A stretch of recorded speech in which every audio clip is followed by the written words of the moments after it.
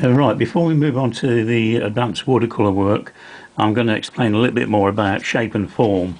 Now, it's okay having a shape of something, i.e. in this case the wing and a cockpit here, but we've got to transform that into a tangible shape that the eye will tell us it's got curvature, it's got shape.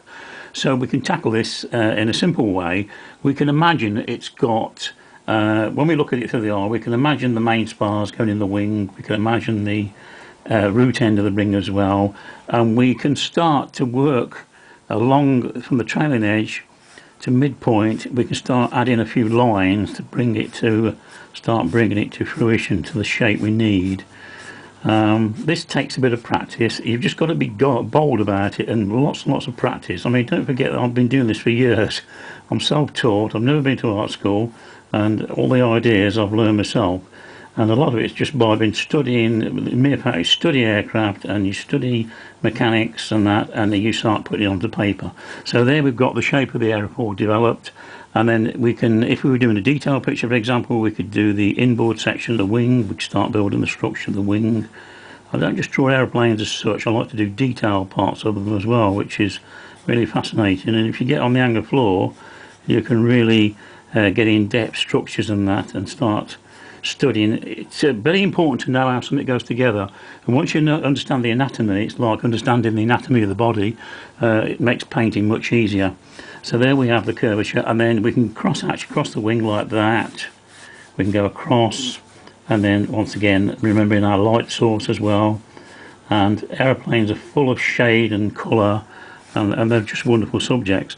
Now we've got the root end here, and we've got the fairing, usually comes like that. So we can start adding a bit of shape to that. These are all good points to practice on as well. So pick your favourite aeroplane and start doing it like that. Now we'll imagine this is a fabric aeroplane, and it's got wooden wing ribs, so we can represent the wing ribs with lines like that. And then the leading edge, we can use the leading edge as well. And the keys are fabric covered, so we can sort of put some colour in between and then rub in between, so you can see the dip in the fabric there as well.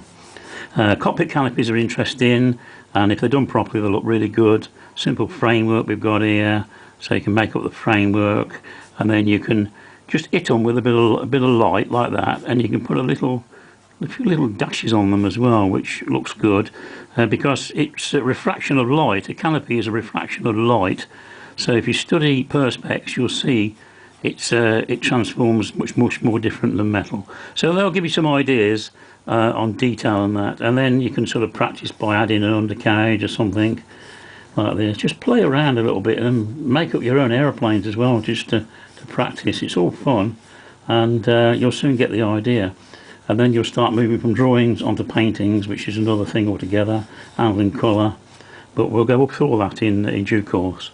Thank you.